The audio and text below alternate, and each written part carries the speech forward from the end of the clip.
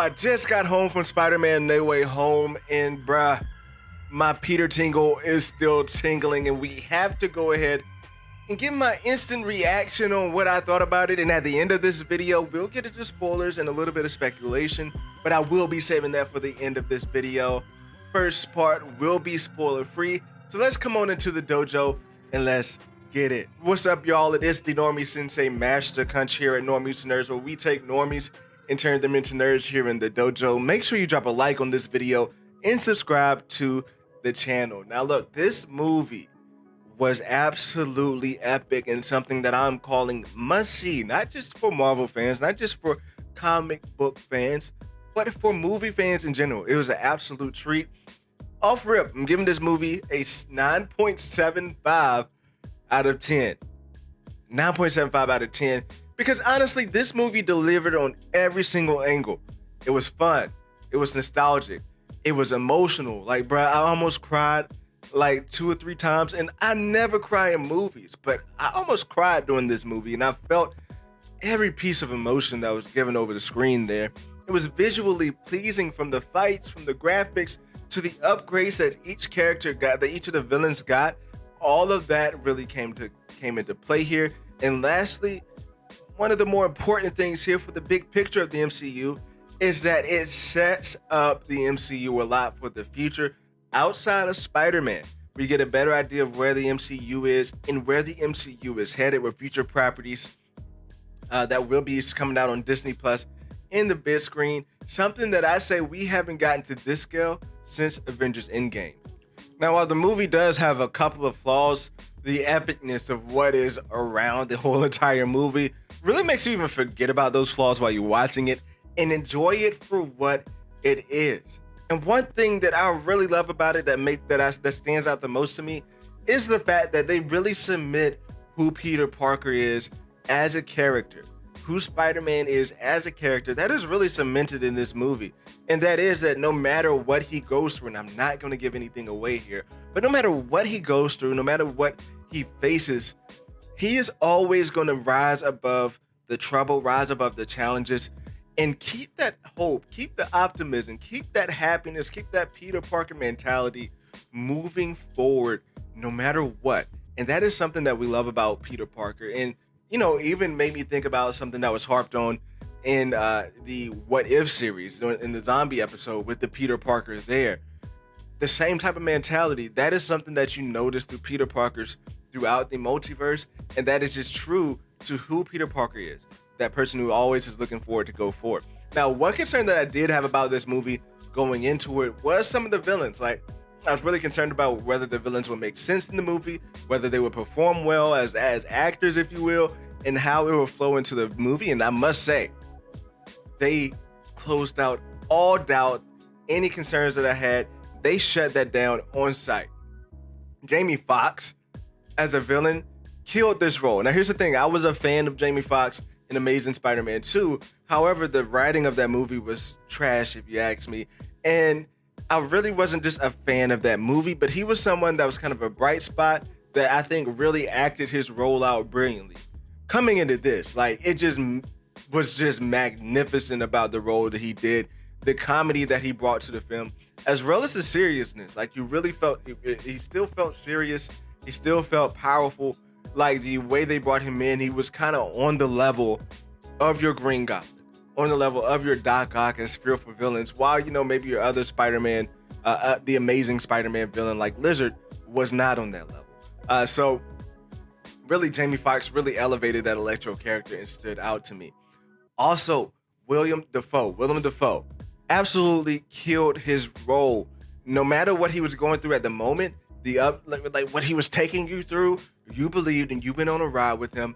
And again, he just cements his role as Green Goblin. I don't know who they're going to get to, if we're ever going to get a Green Goblin that is not Willem Dafoe, if we're ever going to get a Green Goblin in that way. But dude, Willem Dafoe absolutely killed his role, and much applause to him. Now, with the movie, if you want to split it up into 3 sections here, in the first, you know, the first half, second, and then the third.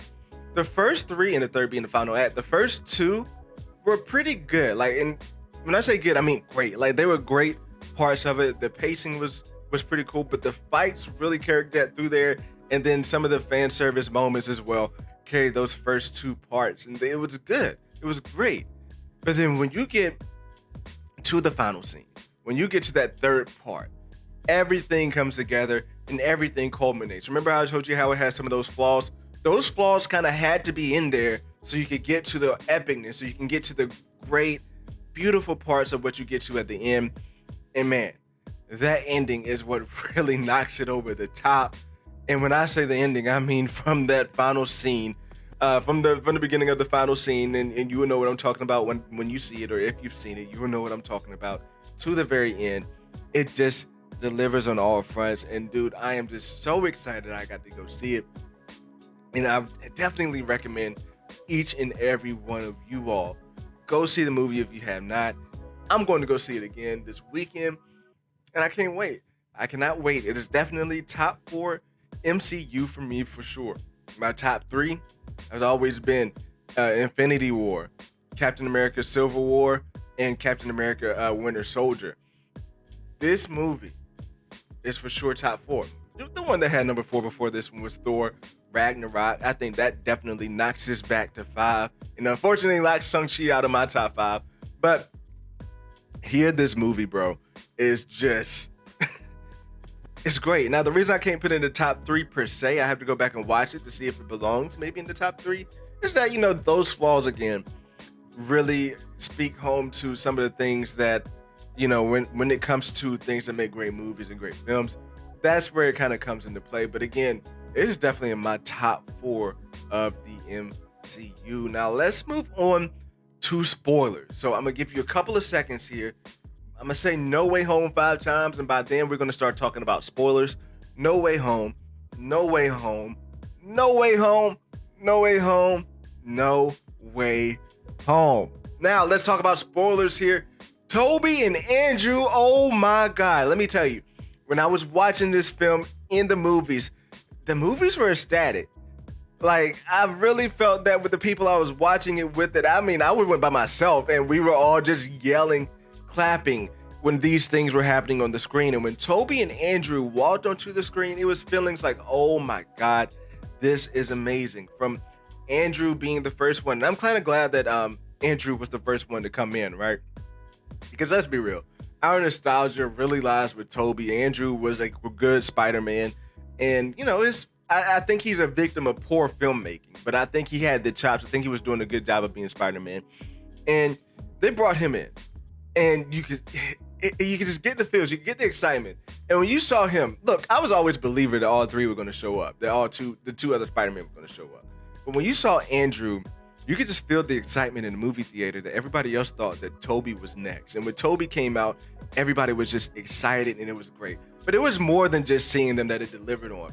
I really connected with each Spider-Man in different ways. When it came to Andrew, I cried with Andrew. I felt with Andrew. Now, look, tears did not literally fall down my eyes, but my eyes got watery. Like, I really fought back tears. I said, I do not want to be that guy wiping tears away right now in the movie theater.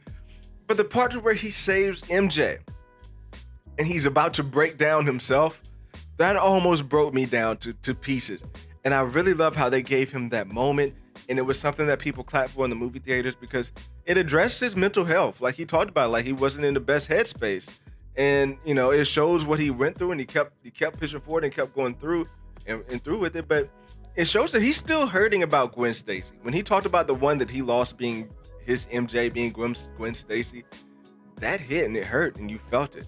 Now with Toby, you can really feel Toby as the mentor, as a season 1. You can tell he suffered his loss. I'm still wondering what's going on between him and MJ, because he says, it can work out. You got to focus on yourself. But also he says, it's complicated about his loved one. So I'm kind of curious about where he is with MJ, but regardless, I accepted him as a mentor. I accepted him in his role, and I'm so excited that he got to live at the end of the movie because I cannot wait to see all 3 of them on the screen again, plus more Spider-Man. Can't wait to see more Spider-Man come in there and have something to do with it as well. And I was also a little confused because I was looking forward to them talking about, well, it brought in everybody who knew Spider-Man, but it cut off of those 3 universes. I was for some point I was kind of hoping to maybe see a Miles Morales or another Spider-Man that we had been that we haven't seen in leaks or that haven't been leaked out, if you will. But bruh, I cannot complain. This was absolutely epic having all three. Now, one thing that absolutely makes this movie great is the losses that Peter takes, and you feel those losses, and something that you feel during the film. And honestly, I think it was an epic way to write that in there and to make you really connect with the Peter character again. I feel for his losses. Unmade, like whew, she was one of those that I had on my list to die. Like I figured she might die in this episode, in this movie, and yeah, she did. And you know, the line that she dropped with with great power comes great responsibility. I was like, damn, yeah, she's about to go. And you know, seeing Peter grieve, going through that was emotional, and it just hit like. And then they come up there moments later, the two other Spider-Man, and you feel the emotion, you feel the weight that they have coming in there. And you know, it's kind of cliche, you don't know what I'm going through, but you're talking to two folks who were basically you from another universe. But regardless, like it hits, and yeah, it's great to see that loss. But regardless, like I said, baby, the MCU is definitely back. You know, if it ever left, right, whatever. But the MCU is definitely back, because here's the thing: we got a bunch of teases to the future that I'm definitely excited about. In the movie, they pretty much just go ahead and set up Armor Wars. It's going to be on Disney Plus. Confiscating the stuff from Stark Industries, knowing who has their hands into the technology right now. Sharon Carter, aka Power Broker, has her hands in the government right now, and the government just got their hands on all Stark tech. That definitely sets up that stuff to come forward in the future there. So Armor Wars was definitely set up, and then also as well, the symbiote being left behind in the post-credit scene. I cannot wait to see that symbiote make its way. You saw it started moving, so it's going to make its way to Peter Parker. I definitely can't wait for that. And then also as well, I can't wait to see what happens next with MJ and what happens next with Ned. I don't know. I'm starting to get the vibes that they are setting Ned up to at one point be evil. I'm starting to get the vibes that they're setting up Ned at one point to go dark. And honestly, at this point, I'm kind of here for it, because it kind of gave me those standoffish vibes. It kind of gave me the vibes of Osborn and MJ in the original trilogy of their relationship, and then how Peter kind of came in the way, maybe wedged into that. And I'm not so sure that Ned will be someone who becomes best friends with Peter after and trying to remember who he is, because he seems like a completely different person, completely different mannerism. And I'm excited to see where that might go. And then also as well, that post-credit scene, the trailer for Multiverse of Madness. We're going to have to do a whole nother video on that itself. But make sure you drop a like and subscribe to the channel, because we're going to be having to talk about this for the next few months, breaking down every single aspect of this, what it means for the MCU moving forward. So make sure you drop a like and subscribe to the channel, because we live stream here in the dojo where we turn normies into nerds. I'm your I am your normie sensei, master country with Normies and Nerds. Please drop a like and subscribe, and come back for more of this content.